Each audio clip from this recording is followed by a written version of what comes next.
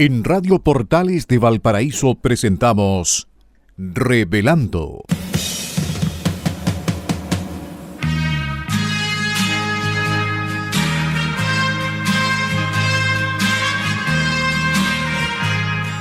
Un programa donde se abordan temas de actualidad, contingencia y la agenda cultural de la zona. Entrevistas del ámbito nacional e internacional. Revelando es presentado y auspiciado por Asofar AG, Asociación de Oficiales de la Armada de Chile en Retiro, Asociación Gremial.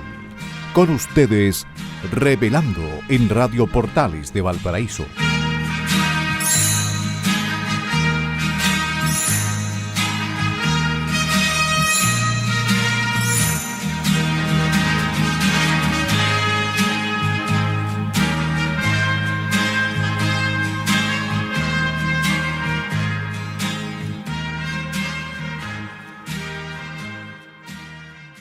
Muy buenas tardes, queridos amigos y auditores de Radio Portales de Valparaíso, la primera de Chile y puerto de fondeo de nuestro espacio radial.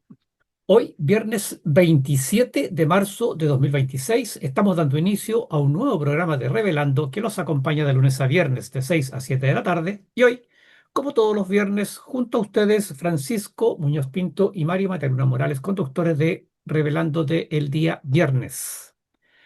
Agradecemos a Radio Portales de Valparaíso que nos abre sus señales en el dial de FM 89.5 AM 840 y también a través de su señal online en la página web www.portalesfm. Y por supuesto agradecemos a nuestro auspiciador, a quien hace posible que Revelando esté en el aire todos los días junto a nuestros queridos auditores. Nos referimos a la Asociación de Oficiales de la Armada en Retiro, ASOFAR. Gracias una vez más a Radio Portales de Valparaíso y un especial agradecimiento, por supuesto, a Asofar. También, y como lo hacemos habitualmente, al iniciar cada uno de nuestros programas, saludamos a nuestro gran amigo y colaborador Enzo Alvarado, quien permite que este programa llegue hasta los estudios de Radio Portales de Valparaíso. Nuestro agradecimiento y saludo cariñoso a Enzo. Por supuesto, no podemos dejar de saludar y de agradecer a nuestros amigos radiocontroladores de Radio Portales de Valparaíso que colocan finalmente este programa en el aire. Nos referimos a don Luis Salinas y a don Gerardo Terán. Muy buenas tardes, Francisco. ¿Cómo está usted en este último viernes del mes de marzo? Hola Mario, hola Enzo. Sí, se nos está yendo, ya se nos está yendo marzo, ya el año galopando. Marzo es el primer mes activo, digamos, ya, y ese ya pasó ya. Buenas tardes a los auditores, buenas tardes Radio Portales. Muchas gracias por permitirnos estar hoy día con quienes nos escuchan. Y atento, Mario, a los acontecimientos internacionales, a los conflictos internacionales que tanto impacto tienen en Chile. Vamos a ver cómo se produce esta evolución. Así es. Desgraciadamente, estamos pasando por una situación muy complicada para nuestro país. Bueno, y para todo el mundo, en realidad. Ya, pero no por eso no vamos a dejar de hacer programa nosotros, ¿no es cierto, Francisco? Vamos con las efemérides. Vamos con las efemérides nacionales y navales de la presente semana. 24 de marzo de 1846. Nace en Santiago, el más tarde marino, político y diplomático, Juan José Latorre Benavente. Destacado oficial de la Armada que tuvo una decisiva participación en la toma del control del mar durante la Guerra del Pacífico.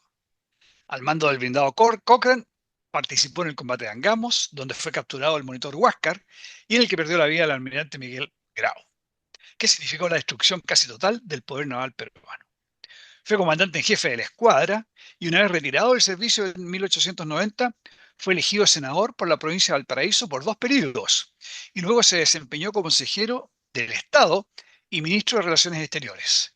Falleció en Viña del Mar el 9 de julio de 1912 a los 66 años de edad. Un tremendo marino y un tremendo, diría yo, contribuyente, un tremendo servidor público que sirvió a la patria durante toda su vida. 23 de marzo de 1879. En el marco de la Guerra del Pacífico, el ejército de Chile toma posesión de la ciudad de Calama, en ese momento en manos de Bolivia, y que en aquel entonces era un caserío de unos 500 habitantes. Esta acción de guerra, si bien no fue notable, constituyó el primer enfrentamiento entre tropas chilenas y bolivianas. Con esta victoria, junto con la toma de poblados aledaños, se estableció la denominada Línea del Loa para impedir cualquier avance de las fuerzas bolivianas hacia el oeste, o sea, hacia el mar, y sur de ese territorio, o sea, hacia territorios chilenos. 25 de marzo de 1920. Fallece en Berlín el general Emilio Kerner Hens, quien llegó a Chile en 1885, contratado por el gobierno para llevar adelante la reforma que modernizó nuestro ejército. Cumpliendo la voluntad póstuma del general, su esposa y el gobierno de Chile repatriaron los restos de Emilio Kerner a su patria adoptiva en 1925, siendo sepultado momentáneamente en el mausoleo del ejército, para luego en 1928 ser sepultado en un magnífico mausoleo construido en su honor, con los máximos honores militares en reconocimiento a todos los servicios prestados al ejército y a Chile. Oye, Mario, una corta anécdota. Yo estuve embarcado con el teniente Emilio Tutelers Kerner, Ah, nieto, de, nieto, mire, nieto del coronel Kerner. ah, qué Oye, bueno. súper interesante. Una vez me invitó a comer. Tenía unos álbumes de fotos con las fotos de su abuelo o bisabuelo. No, abuelo. Abuelo. Con la fotografía de su abuelo. Súper interesante. Me dio una visión mucho más amplia de la que tenía del coronel Kerner. Claro. 24 de marzo de 1928. El presidente Carlos Ibáñez dispuso que todo buque de guerra nacional que recalara en Iquique debía rendir honores a la boya que señala el lugar donde permanece hundida la corbeta de Prat.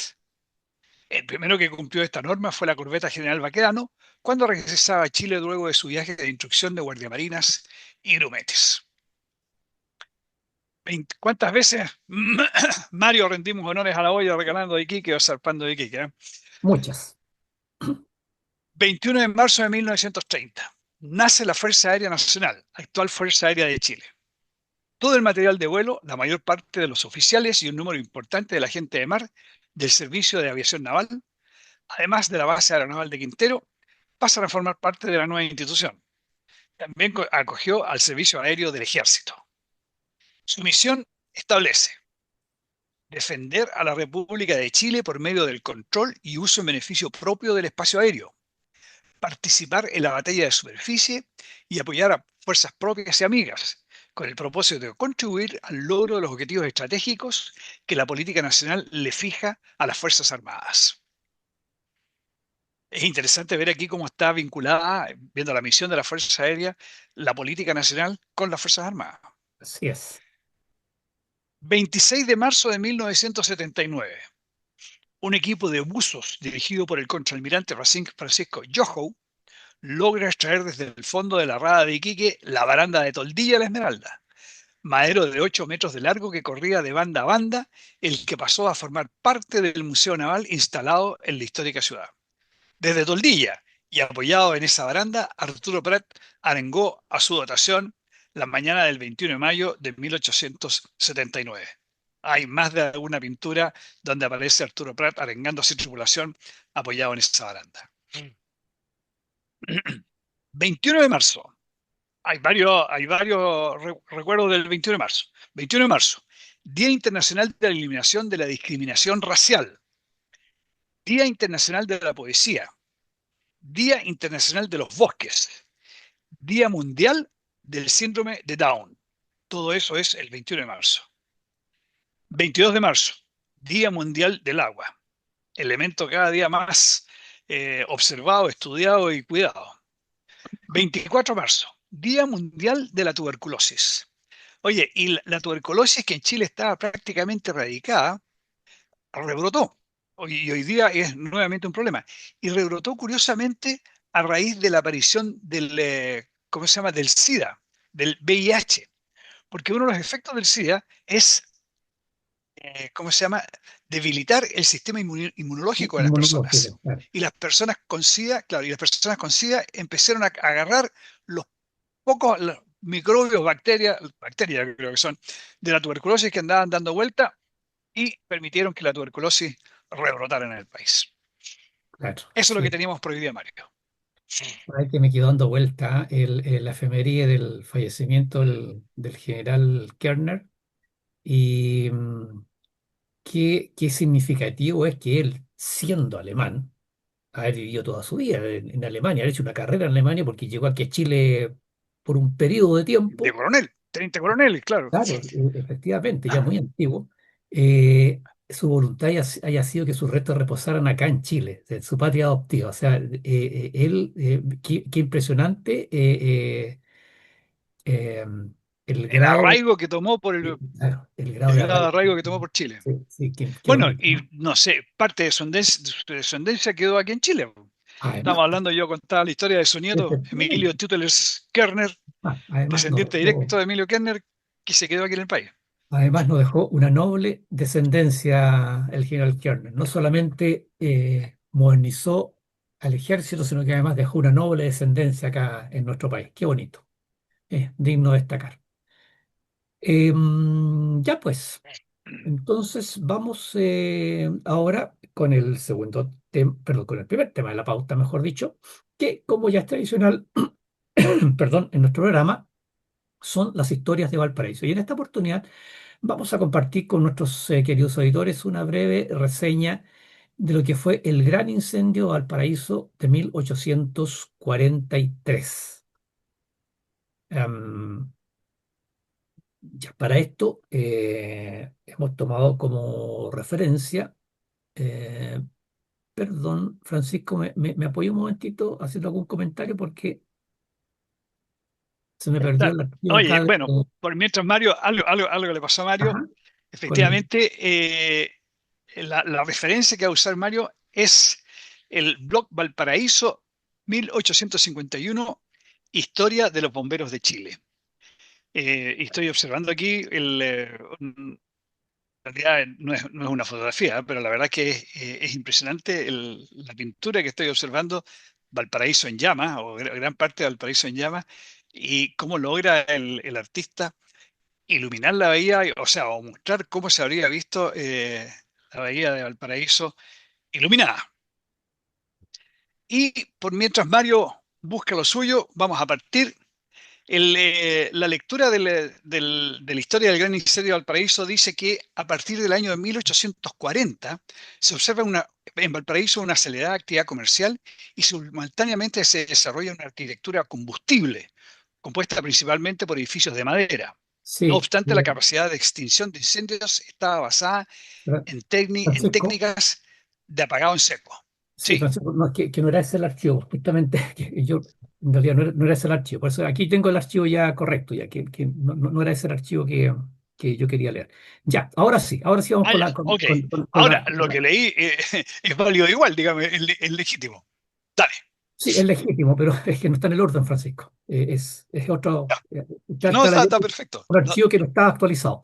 Ya, el gran incendio de Valparaíso de 1843. Para eso se tomó como referencia, tal como dijo Francisco, el blog Valparaíso 1851, Historia de los Bomberos de Chile.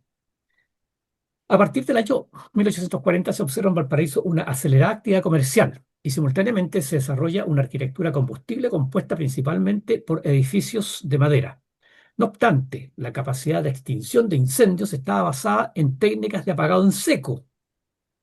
En seco significa baldes, baldes de arena, baldes de agua, y en dos bombas de agua o manivela alimentadas desde el mar, pero que casi nunca lograban funcionar debido a que no existía claridad en relación a los recursos para su mantenimiento. En esa época, dice la crónica más en detalle que no está acá, Valparaíso tenía dos bombas, pero como pasa ahora, por ejemplo, con las calles, nadie se hacía cargo de esto. No, que son recursos municipales, no, que el comercio. Entonces, al final, nadie tenía el control de las bombas y, por supuesto, las bombas nadie le hacía mantenimiento.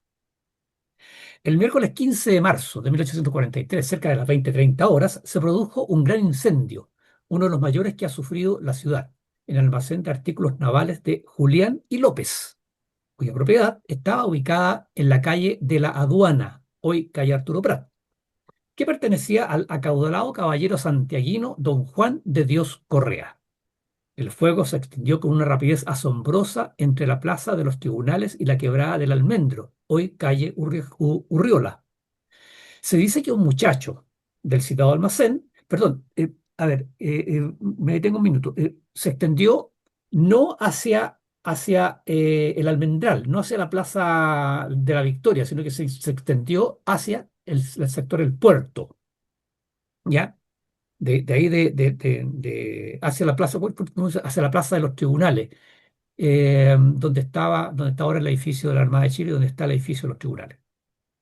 Se dice que un muchacho del citado almacén, que se entretenía jugando con un ratón cazado en una trampa, fue quien ocasionó el incendio, ya que manipulaba una vela, no reparando que la había colocado junto a un montón de estopa, la que ardió, y al estar junto a una gran cantidad de aguarrás, ron y alquitrán, provocó un gran incendio que se inició en este local, pero que se extendió rápidamente. La violencia del fuego arrasó 13 edificios del barrio del Puerto, centro comercial y residencial de Valparaíso en aquella época. Estamos hablando de 1843. Todavía no estaba desarrollado el sector del almendro. O sea, el Valparaíso era el barrio del Puerto.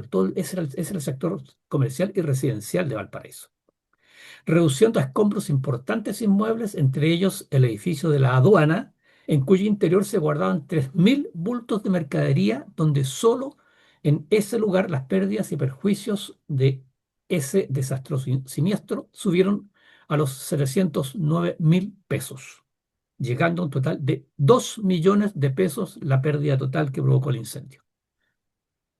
2 millones de pesos de la época, por supuesto.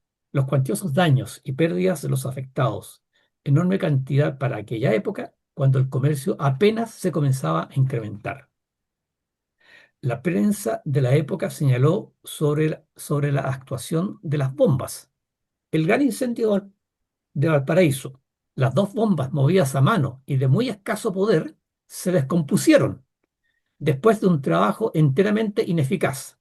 El general don José María de la Cruz Prieto, intendente de la provincia, y el general don José Santiago Aldunate Toro, ministro de Guerra, que se hallaba incidentalmente en Valparaíso, dirigían con tranquilidad y firmeza el salvamento. También prestaron servicios muy importantes las tropas de la Guardia Nacional, apoyados por las tripulaciones de la fragata francesa Reine Blanche del comandante Alix y del vapor inglés Salamander del capitán Hadmond. En el barco francés se encontraba el legendario almirante Abel Aver de Petit-Thouars, célebre marino que por sus hazañas y por sus escritos ha dejado un nombre ilustre en la marina francesa. También ayudaron en la extinción del fuego el coronel Simpson, el comandante Amengual, el juez de letras en lo civil, don José Santiago Melo, en lo criminal Santiago Eguiguren, el comandante del segundo de línea, señor Toro, el señor Vidal y el señor Lynch. Se dio a contar la pérdida o las pérdidas por destrucción total de 4 casas del señor Oncón, 5 casas del señor Pedregal, las casas de los señores Sofia, Berenguer, Besanilla, Andrés Bles, Juan de Dios Correra, Urizar Bernales, Fuentes y varias bodegas del señor Iñiguez. La imprenta del diario El Mercurio, que había dejado de pertenecer poco tiempo antes a don Manuel Rivadeneira y había pasado a ser propiedad del comerciante español don José Santos Tornero Montero. El periódico dejó de publicarse durante 9 días y tuvo que ser impreso en una sucursal que el señor Tornero tenía en la quebrada de San Agustín, hoy su día José Tomás Ramos. La imprenta del Mercurio estaba ubicada justamente ahí en el sector donde están ahora los tribunales. Ahí estaba la imprenta en esa época del Mercurio Valparaíso. También se quemaron los establecimientos El Martillo de Burdón, la Botica de Pucio, la relojería de don Juan Muat, la sombrerería Pommellán, las sastrerías de Biltelbach y de Barnett y compañía, el almacén y depósito de Alejandro Cross, el taller zapatero de W. Adams, la confitería de Kohler, la librería española, el tribunal del consulado, la posada de Madame Aubrey, los almacenes de P.N. Riesco, de los señores Ridgway y Faberger y compañía, y otros 6 almacenes. El almacén de drogas Pucio, los escritorios y bodegas de don José Manuel Feliu y de don José Tomás Ramos Font, el almacén de víveres de Ferrari, el escritorio de Viñó, el almacén de papeles pintados de Clevé, varios bancos, una cantidad considerable de mercaderías existentes en 8 almacenes de la aduana, mercaderías de conocidas casas comerciales nacionales y extranjeras, gran número de homenajes de los habitantes de las casas particulares, como el edificio del Palacio, con un puente veneciano que atravesaba la calle Cochrane, de propiedad de la condesa Nicolasa Toro. Una gran cantidad de negocios menores como cigarrerías, fonderías, bodegones, etcétera, recibieron daños irreparables durante el siniestro. En 8 horas, el barrio quedó convertido en un hacinamiento de escombros y ruinas. Importantes construcciones y grandes riquezas quedaron convertidas en cenizas en unas cuantas horas. Curiosamente, en el Atlas de Claudio Gay, álbum, no lo voy a mencionar porque está escrito en París, aparece un dibujo del grabador alemán Lenert, publicado también en la obra Chile a través del grabado, que era de la que hablaba Francisco cuando comenzó a hablar a conversar sobre esta efeméride, o sea, sobre esta historia. Dije que Chile, también en la obra Chile a través del grabado, que reproduce el incendio del 15 de marzo de 1843, inspirado en la obra del pintor alemán Juan Mauricio Rugendas, Puerto de Valparaíso. La pintura original de Rugendas pertenece al Museo Municipal de Bellas Artes de Valparaíso desde su fundación en 1893. Claro, y ahí está esta pintura de Rugendas que la perspectiva está desde el mar hacia la ciudad. Entonces, en la bahía, en el mar, ahí se ven una serie de botes de gente que tal vez arrancó o escapó del sector del incendio subiéndose a los botes, y al fondo se ve ahí parte de la ciudad que se está quemando. No obstante lo anterior, perdón, a consecuencia de este incendio, se inician de inmediato gestiones para formar a una organización de bomberos que contara con el material adecuado y personal capacitado. Es así que el 12 de junio de ese año, 1843, la Municipalidad de Valparaíso, representada por su presidente e intendente, don José María de la Cruz Prieto, autoriza a una comisión de beneficencia para promover la creación de una entidad destinada a combatir los incendios. Sin embargo, la dramática elección no fue aprovechada ni por las autoridades ni los habitantes de la ciudad, pues las reuniones no tuvieron el éxito deseado, ya que tanto el proyecto como la catástrofe fueron rápidamente olvidados por los ciudadanos. Se reconstruyó todo del mismo material inflamable y la vida se hizo normal nuevamente hasta 1851, que otra vez hubo un inmenso incendio. O sea, se intentó hacer algo, pero pasó el tiempo y se olvidaron de que había habido una catástrofe por la cual había que tomar medidas. No obstante lo anterior, la atención al incendio se describía más adelante en el informe, que mencionaba que, en primer lugar, se buscó evitar la comunicación de las llamas, priorizando la seguridad de los almacenes de la aduana. Efectivamente, la noción de riesgo, que sin hacerla explícita utilizaban las autoridades, parecía estar basada primordialmente, en criterios económicos, pues priorizaba ante todo la protección del gran capital del puerto. En segundo lugar, se puede observar que la extinción del fuego consistía básicamente en dos prácticas. La primera, cortar la comunicación del fuego, eliminando los objetos combustibles de la trayectoria del incendio. Para esto, por ejemplo, se destruyó una parte de una casa. La segunda consistía en reducir la temperatura de los combustibles lanzando agua del mar mediante el uso de las dos bombas y el apoyo de voluntarios con baldes. Sin embargo, el intendente mismo constataba que la ciudad no contaba con las herramientas necesarias para evitar la propagación del fuego. La capacidad de transporte de agua dependía de la cantidad de brazos disponibles y de la providencia de los buques anclados en la bahía, que prestaban a sus marinos para cargar baldes y para operar sus bombas de manivela. Además, el incendio evidenció que la ciudad era densa en construcciones inflamables, en las cuales se realizaban actividades con potencial ígneo alto, como almacenamiento de materiales combustibles. En ese sentido, el aumento de la actividad comercial y las prácticas de construcción urbana habían convertido a este incendio en un desastre que superaba ampliamente las capacidades de prevención, mitigación y atención de los actores locales. Eso, Francisco. Esa es la historia del incendio de 1843. Tremendo, tremendo incendio, ¿eh? Bueno, y estamos, Mario, ya en la hora para ir al intermedio Así es, eh, así es, musical y volvemos en un momento. así es. Vamos entonces con la pausa musical, que como siempre nuestro programa es un tema de nuestro folclore y estamos de regreso enseguida en el segundo bloque de su programa Revelando. Muy bien, queridos amigos, estamos de regreso para iniciar el segundo bloque de su programa Revelando. Agradecemos a nuestra querida Radio Portales de Valparaíso que nos permite estar junto con nuestros auditores todos los días viernes con Francisco, pero revelando todos los días de lunes a viernes. Y, por supuesto, agradecemos a la Asociación de Oficiales de la Armada en Retiro, ASOFAR, auspiciador de este programa. Ya, vamos con el segundo tema de la pauta que hemos titulado ¿Habría sido bueno subsidiar el petróleo? Tema que va a desarrollar Francisco. Mario, estamos inmersos en una nueva crisis petrolera. Yo digo nueva crisis petrolera porque tú y yo hemos pasado por varias. Esta no es la primera y no va a Así ser la es. última tampoco. Y han sido todas. El petróleo afecta a todo el mundo y es, ¿cómo se llama? Las crisis petroleras son fuertes. Eh, y como siempre, como nos pasa con el petróleo, nosotros no producimos petróleo o lo que producimos es muy poco. Es una crisis importada. No es una crisis que hayamos generado nosotros y no tenemos cómo esquivarla. Lo único que podemos hacer es hacerle frente a esta crisis. ¿Qué fue lo que pasó? Todo el mundo, la mayoría está claro, ¿no es cierto? Hay una guerra de Estados Unidos e Israel frente a Irán.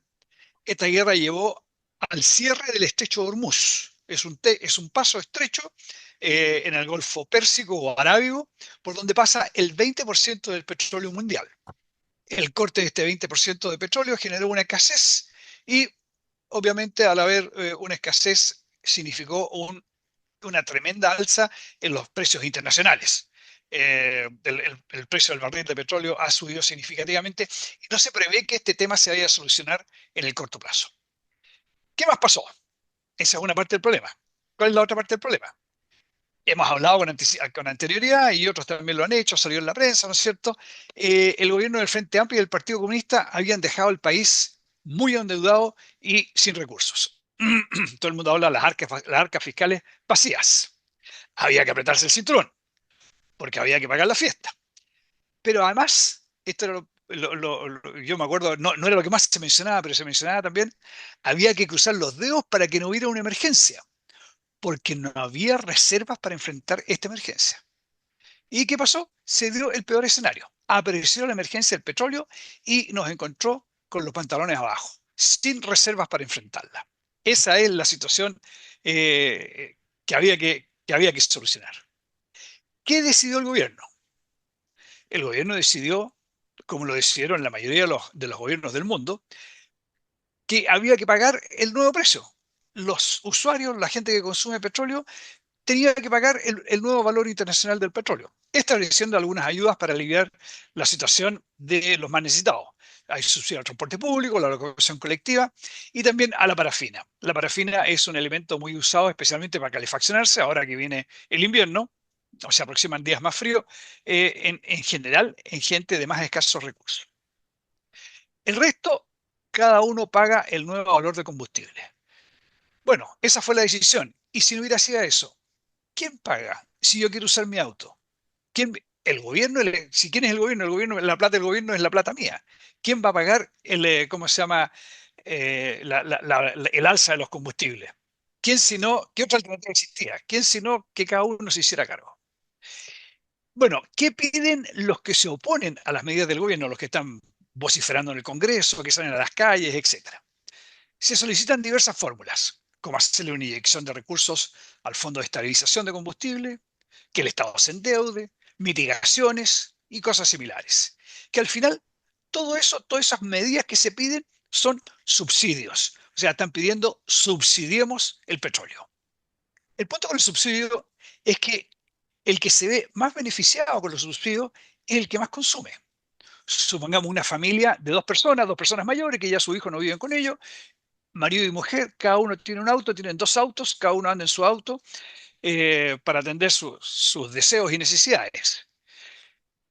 Ellos se ven tremendamente beneficiados con el subsidio. En cambio, otra familia que no tiene auto y se mueve en micro, recibe una parte muy pequeña de ese subsidio. Y más serio, probablemente después va a tener que ser parte de o va a sufrir las consecuencias de que ese subsidio hay que pagarlo. Porque los subsidios no son gratuitos. En algún momento lo pagamos, se pagan y lo pagamos entre todos.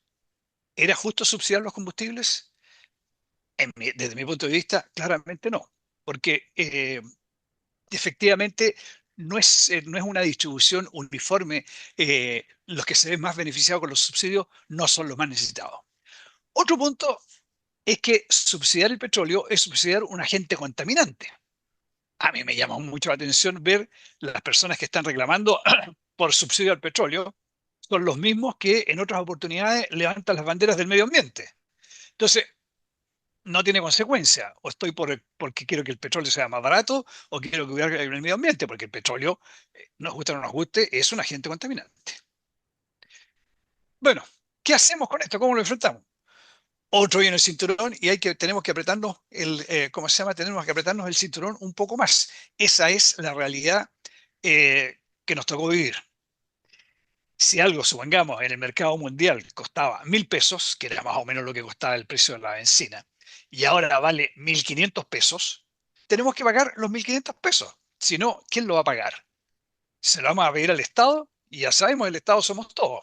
Hay que hacerse cargo del nuevo precio.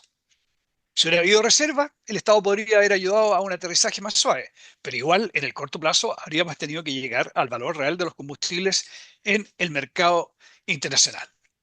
Ahora, esa reserva para hecho este aterrizaje más suave no estaba, se lo había gastado el gobierno anterior. ¿En qué se lo gastó? No lo sabemos. Mario, ¿qué te parece este problema? O sea, primero, qué triste que lo estemos viviendo. Y es una lástima que para un gobierno que eh, se declaró, lo anunció así en la campaña, y es una realidad, es un gobierno de emergencia para poder solucionar la cantidad de problemas que dejó el anterior gobierno.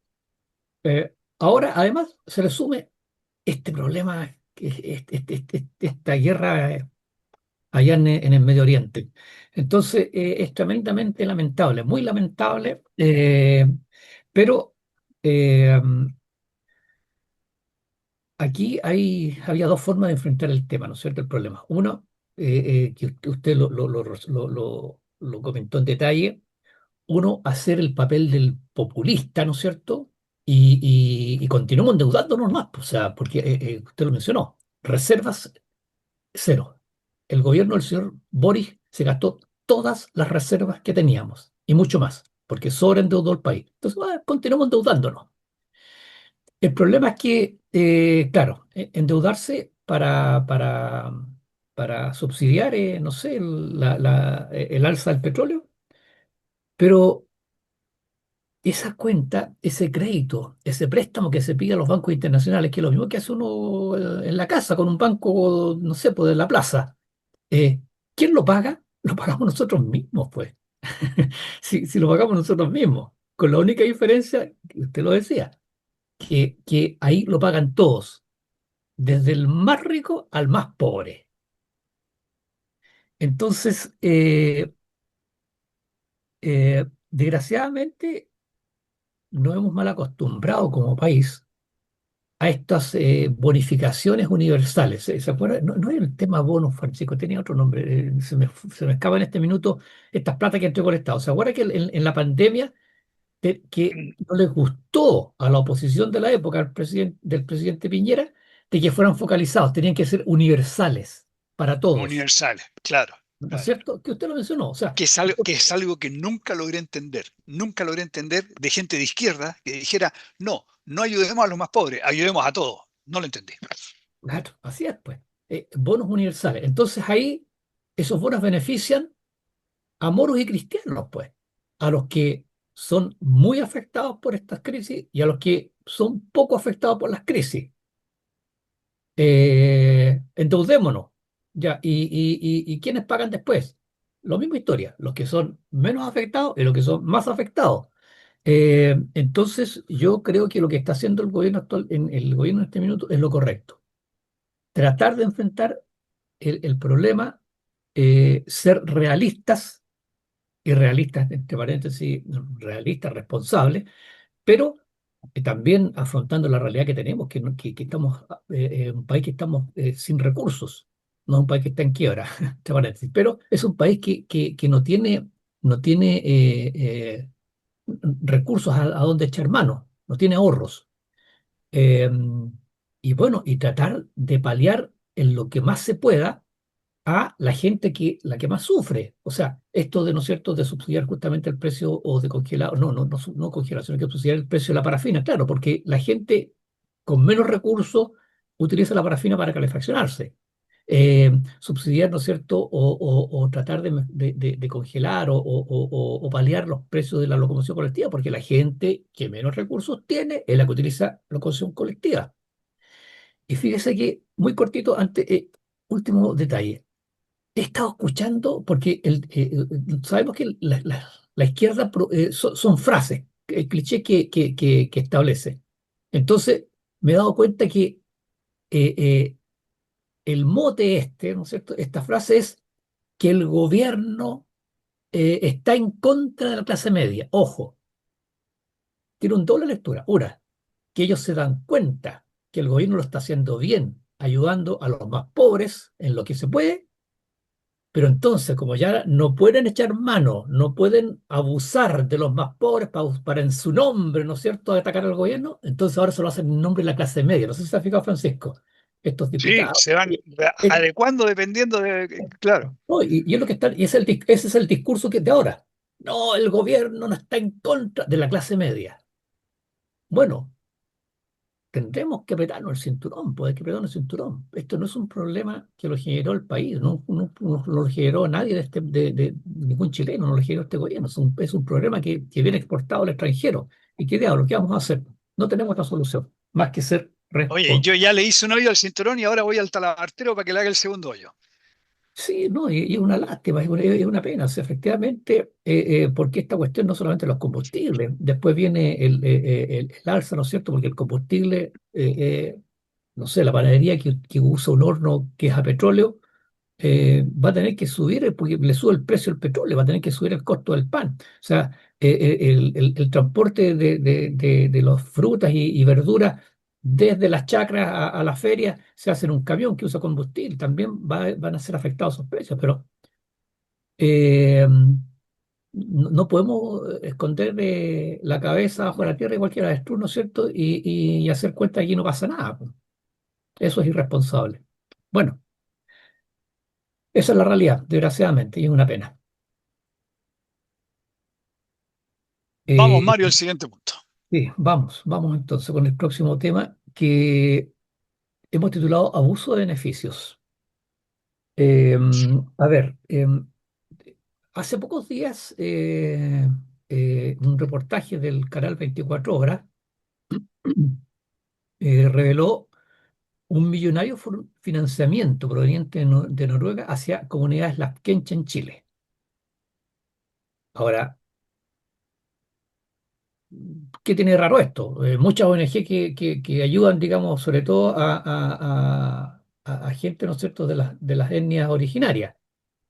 Eh, el problema es que son dos. Una, de que apoyan a estas comunidades, las quenches, que tienen facultades para tener proyectos salmoneros y que han realizado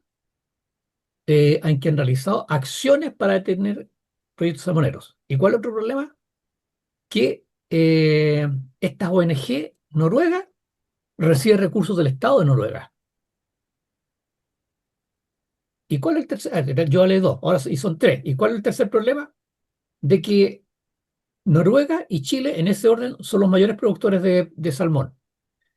Entonces es muy raro lo que sucede. Es muy raro. Y con palabras más claras, compiten. Noruega y Chile compiten en el mercado del salmón. Claro, sí, sí, sí, buen alcance, claro. Son los mayores productores y compiten, claro, son competidores. Claro que Noruega siempre ha tenido una mayor, o sea, son mayores productores que Chile, digamos. Chile es un segundo productor. Lo que pasa es que, a ver, no sé, me acuerdo del tema, ¿se acuerda, Francisco? El caso de la uva en los años 80 con Estados Unidos. estaba todo muy bien hasta cuando las exportaciones de uva comenzaron a subir y comenzaron a competir de tú a tú con la producción norteamericana. Y ¡plop! Aparecieron un par de uvas envenenadas. Ahora que Chile está haciendo esfuerzos, ¿no es cierto?, por aumentar la producción y competir de mejor forma, aparece esta cosa. Es muy raro, es muy raro. Pero no nos queremos detener en ese tema, sino en el tema sino que el tema es el mal uso de la ley Lafkenche. El presidente Kast, consultado ahora el día de ayer respecto de la ley Lafkenche, dijo, comillas, es cosa de ver lo que ha sucedido en distintas zonas. Aquí estamos muy cerca de Calbuco. Usted puede recorrer las costas y ver cómo se ha abusado de una iniciativa que tenía una meta concreta, que era ayudar a la cultura lafkenche a mantener sus tradiciones en torno a la pesca. Y eso fue abusado por distintas personas. Entonces, aquí se ha hecho abuso de esta ley, que era, el presidente lo dice, que tenía un buen principio, un buen motivo. Era un motivo noble que estaba detrás. ¿Se acuerda, Francisco? Menos mal que han habido en los últimos 2 años, han habido 2 reclamaciones de comunidades lasquenche por miles de kilómetros de costa. Claro. Afortunadamente las han detenido, hay cosas que son temas que llegaron a la Corte Suprema, digamos. Pero lo que se está haciendo ahora es pensar, o lo anunció el gobierno en realidad, que iba a estudiar el tema de la ley Blas-Conche para ver si se modificaba o si se derogaba derechamente. Ahora, ¿hay duda de que se está haciendo mal uso de la ley Blas-Conche? ¿Que se está haciendo mal uso y abuso? Oye, Mario, son muy pocas las leyes que perduran en el tiempo. Las circunstancias cambian o una vez que la ley está en operación, se ve que no se logran los objetivos que se pretendían y lo que hay que hacer es revisar la ley. O sea, no tiene nada de anormal que estemos revisando, que se quiera revisar la ley Lafkench. Además, está toda esta situación que hemos hablado de los noruegos, etcétera, que ha permitido que un grupo haga uso de la ley. Hay que revisarla. No queda, y como se revisan, como digo, la ley del tránsito, todas las leyes se revisan. Si empiezan a haber muchos accidentes porque se permitió una velocidad máxima muy alta, hay que revisarlo a ver si acaso hay que limitarlo. El problema, Francisco, de que aquí va a haber un sector político el que el gobierno está yendo contra la clase media. Ahora el gobierno está yendo en contra, quiere aplastar a las comunidades A los indígenas, pueblos, a los pueblos claro. indígenas. Los odia. Ese es el problema. Pero aquí, queridos amigos, se está haciendo mal uso, se ha hecho mal uso de esa ley y derechamente hay que revisarla nomás. Oye, Mario, y un cogollito, ¿ah? Sí, sí, Aquí en adelante. Chile admiramos la cultura nórdica. Los noruegos nos han demostrado de que las diferentes tendencias de la raza humana están presentes en todas partes, en todas las latitudes, en todas partes hay gente que ve un espacio para aprovecharlo y lo aprovecha, y eso va a ser siempre así. Así es, así es. Bueno, el embajador de Noruega en Chile, él dijo tajantemente que aquí el Estado noruego no tenía nada que ver, pero bueno, sería bueno que el Estado noruego, entre paréntesis, revisara el aporte ¿A de dónde ellos se está yendo la lucas? a esta ONG, claro, claro, porque si esta ONG está entregándole dinero a comunidades que están deteniendo o están entorpeciendo en la industria salmonera, suena feo. Ya, vamos entonces con el cuarto y último tema de la pauta que hemos titulado Tribunales Torcidos. Ay, Francisco, qué tremendo esto que está sucediendo. Cómo desgraciadamente se ha politizado la justicia y más que politizado, se ha ideologizado. Eso lo hemos comentado muchas veces aquí con Francisco. A ver, lo que pasa es que queremos dar cuenta, porque son cosas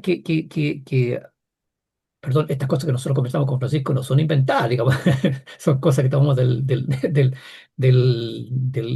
diario, del De la común vivir, información que existente. claro, y funciona existente. Eh, a ver, hay 2 sentencias de 2 tribunales distintos. Uno del cuarto tribunal de juicio oral en lo penal de Santiago y el otro el tribunal de juicio oral en lo penal de La Serena. Dos tribunales distintos, con dos imputados distintos, pero que compartieron exactamente la misma organización, perdón, la misma argumentación jurídica copiada al pie de la letra. Ambos fallos involucran, digamos, a un carabinero y a un soldado. El carabinero Rodrigo Sanzana Olaverri y el soldado José Arenas Mancilla. Ambos acusados y condenados, ¿no es cierto?, por uso de la fuerza desmedida durante el estallido delincuencial. Ya. Estos dos condenados, este carabinero y este o ex carabinero y ex soldado, fueron condenados a penas de menos de 5 años. Entonces, como son penas de menos de 5 años, eh, eh, o sea, el Código de Justicia dice que pueden tener penas sustitutivas, o sea, pueden haber cumplimiento de la pena, cumplimiento extrapenitencial. Pero los dos tribunales argumentaron exactamente lo mismo. ¿En qué sentido? En que ninguno de los dos casos correspondía a una pena sustitutiva porque ambos habían usado armas. Y, ¿pero qué tiene que ver eso? Porque usaron armas, sí, porque la ley que regula el cumplimiento alternativo de pena establece que no tienen derecho a pena sustitutiva aquel que emplea armas o elementos contemplados en la ley de control de armas. ¿Ya? No sé si me han siguiendo, queridos amigos. O sea, a ambos los dos tribunales le dijeron, ustedes no pueden tener pena sustitutiva, se tienen que ir a la cárcel sí o sí por sus 5 años porque utilizaron armas. Y de acuerdo a la ley de control de armas, eh, pero a la ley de cumplimiento de alternativo de pena, si la persona que cometió un delito utilizó armas o elementos contemplados en la ley de control de armas, no puede tener derecho a pena sustitutiva. El punto está en que era un carabinero y un soldado, po, que utilizaban armas, pero armas entregadas por el Estado de Chile. Entonces, aquí es un argumento mañoso, derechamente mañoso y malintencionado, utilizando la ley de control de armas para no otorgarle el cumplimiento sustitutivo de pena a estas dos personas. ¿Qué le parece? Oye, Mario, mira, no soy abogado, ¿ah? Pero me di la tarea de leer las dos leyes y, digamos, a la lectura de una persona ignorante en la materia, pero la idea que me formé es que es una argumentación totalmente antojadiza, una interpretación totalmente tendenciosa del primer tribunal. Y hay una colusión del segundo tribunal con el primero por afectar a los uniformados que tuvieron que salir a la calle a enfrentar el intento de destruir el país durante el octubrismo del año 2019. Yendo un poquito más allá, una de las características de la justicia, lo que se espera de la justicia, es que la justicia sea ciega. Es decir, que cuando la justicia falla o cuando aplica la justicia, no lo haga mirándole la cara o tomando en consideración quién es la persona a la cual le están haciendo justicia. El concepto de que la justicia es ciega aquí no se aplicó, definitivamente. Definitivamente se hizo abstracción absoluta y dijeron, no, estos son uniformados, a estas personas hay que aplicarle una ley, o sea, hay que hacer una interpretación de la ley completamente distinta. Te aseguro que a los delincuentes armados no les aplicaron el mismo criterio. O sea, la justicia no fue ciega. Absolutamente, absolutamente. Y el punto, usted lo dijo derechamente. O sea, aquí se trata que los dos tribunales expresamente y utilizando estas mañas legales quieren perjudicar sobremanera a estos dos servidores públicos porque eran un carabinero y un militar. Un carabinero militar que tal vez a juicio del tribunal, ¿no es cierto? Eh, Quisieron perjudicar al pueblo indefenso. No sé, qué diablo, pues, tribunales que están ideologizados. Ya, ya Francisco, hemos llegado al final del programa, desgraciadamente. Señores auditores, muchas gracias por acompañarnos. Nos vemos el próximo viernes. Que Queridos amigos, como siempre les decimos al finalizar nuestro programa, les agradecemos de corazón su sintonía, les deseamos que tengan un muy buen fin de semana y nos encontramos el próximo viernes si Dios quiere. Continúen en la sintonía de Radio Portales de Valparaíso y que tengan una muy buena tarde, noche. En Radio Portales de Valparaíso hemos presentado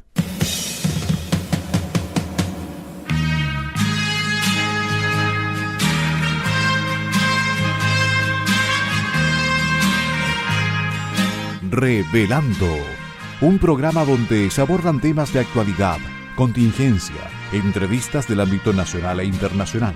Revelando es presentado y auspiciado por Asofar AG, Asociación de Oficiales de la Armada de Chile en Retiro, Asociación Gremial.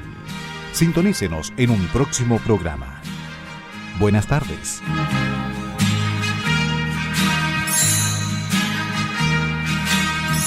Las opiniones vertidas en este programa son de exclusiva responsabilidad de quienes las emiten y no representan necesariamente el pensamiento de Radio Portales de Valparaíso.